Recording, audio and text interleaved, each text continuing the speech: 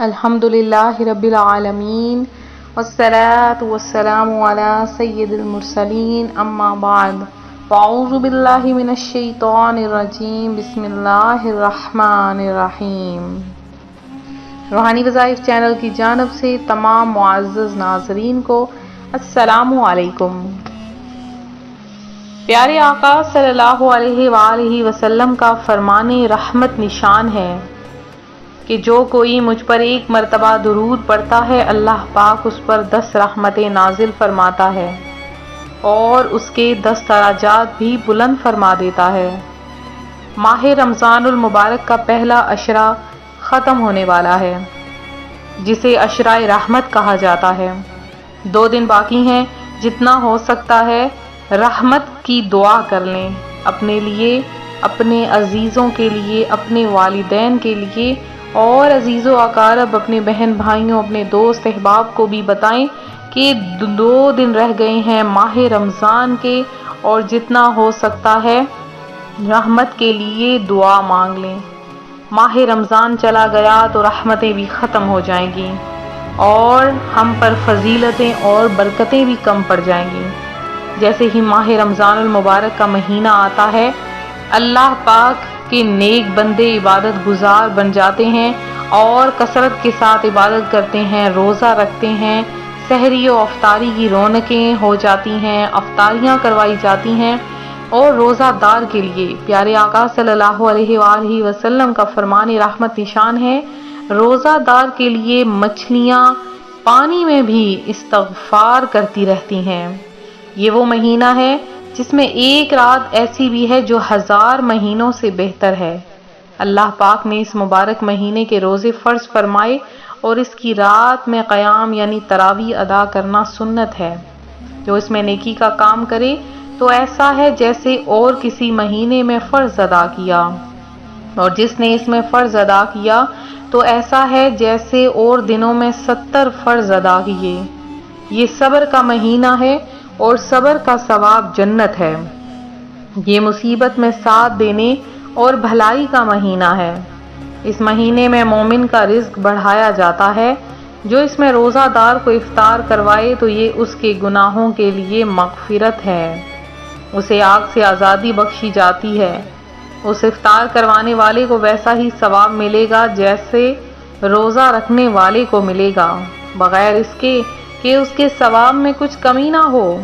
تو صحابہ کرام رضوان اللہ اجمعین نے عرض کی، یا رسول اللہ، ہم میں سے ہر شخص وہ چیز نہیں پاتا جس سے روزہ افطار کروائے۔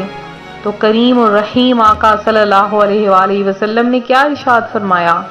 آپ نے ارشاد فرمایا، رب کریم یہ ثواب تو اس شخص کو عطا کرے گا جو 1 کھجور یا 1 گھونٹ پانی یا 1 گھونٹ دودھ سے روزہ افطار کروائے۔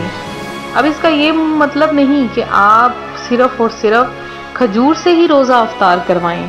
اگر آپ کے پاس کچھ نہیں تو ان کے لیے ارشاد فرمایا کہ کھجور سے یا گھونٹ پانی اور یا دودھ سے بھی روزہ افطار کروانے کا ثواب بھی اتنا ہی ہے۔ تو یہ وہ مہینہ ہے جس کا اول یعنی 10 دن رحمت، درمیانے 10 دن مغفرت اور آخری 10 دن دوزخ سے آزادی ہے۔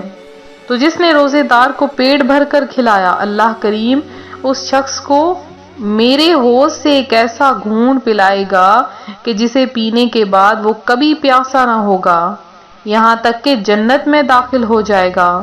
سبحان اللہ عز و جل، کتنی پیاری بات پیارے آقا علیہ الصلوۃ والسلام نے ارشاد فرما دی۔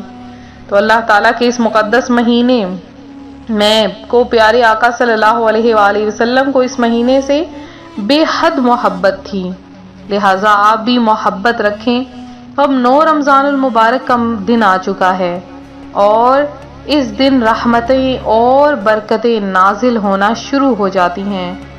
ماہ رمضان المبارک کی 9 تاریخ کو اگر آپ چاہتے ہیں آپ کا کاروبار چمک جائے، رزق میں بے شمار برکتیں آ جائیں، آپ اپنے رزق کے لیے دعا مانگیں تو اللہ پاک آپ کو عطا فرما دے۔ آپ اگر چاہتے ہیں کہ مال میں برکت ہو، آپ قرض کی ادائیگی چاہتے ہیں تو فوری طور پر یہ عمل کر لیں، انشاءاللہ آپ کی تمام پریشانیاں ختم ہو جائیں گی، آپ کی تمام مصائب حل ہو جائیں گے، آپ کی زندگی پر رونق ہو جائے گی۔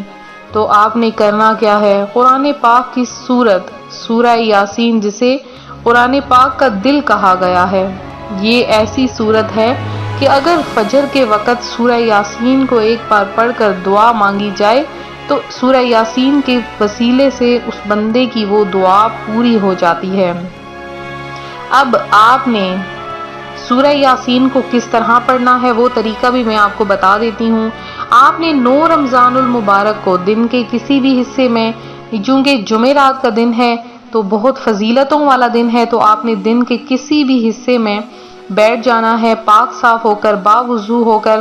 اب آپ نے سورہ یاسین شریف کھولنی ہے، جیسے ہی آپ کھولیں سب سے پہلے 3 بار درود پاک پڑھ لیں، اور اس کے بعد آپ نے سورہ یاسین پڑھنا شروع کرنی ہے۔ جہاں پر آئے لفظ مبین، جہاں پر بھی مبین کا لفظ آئے، آپ نے کیا کرنا ہے، آپ نے صرف اور صرف 3 مرتبہ یا رحمان یا رحیم، یہ 3 مرتبہ جہاں پر بھی مبین آئے، 7 مبین ہے، 7 مبین پر آپ نے 3 مرتبہ یا رحمان یا رحیم کو پڑھتے جانا ہے۔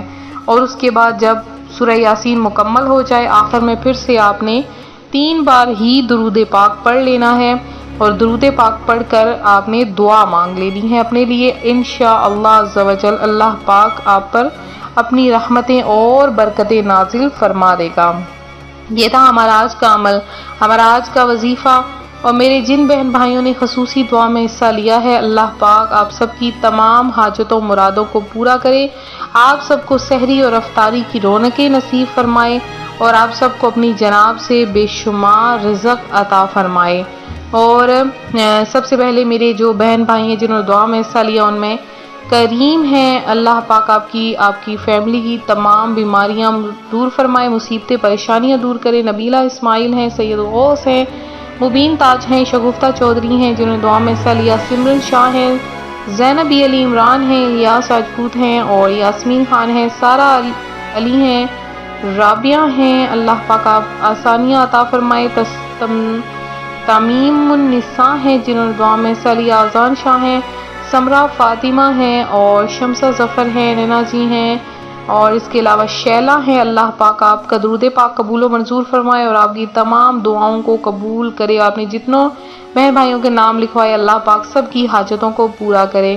اس کے علاوہ مزمل ہیں، سید سیدانی ہیں، محمد اشرف ہیں، منور حسین ہیں، عبد الستار ہیں، رضیہ مسز علی ہیں، اللہ پاک آپ کا بھی درود پاک قبول و منظور فرمائے۔ زین عزیزی ہیں، سہارا بیگم ہیں، اور مہر ناز ہیں، شبانہ لودھی ہیں، اور اس کے علاوہ مسرت پروین ہیں، اور امجد جاوید ہیں۔ اللہ پاک آپ کی تمام پریشانیوں کو دور کرے۔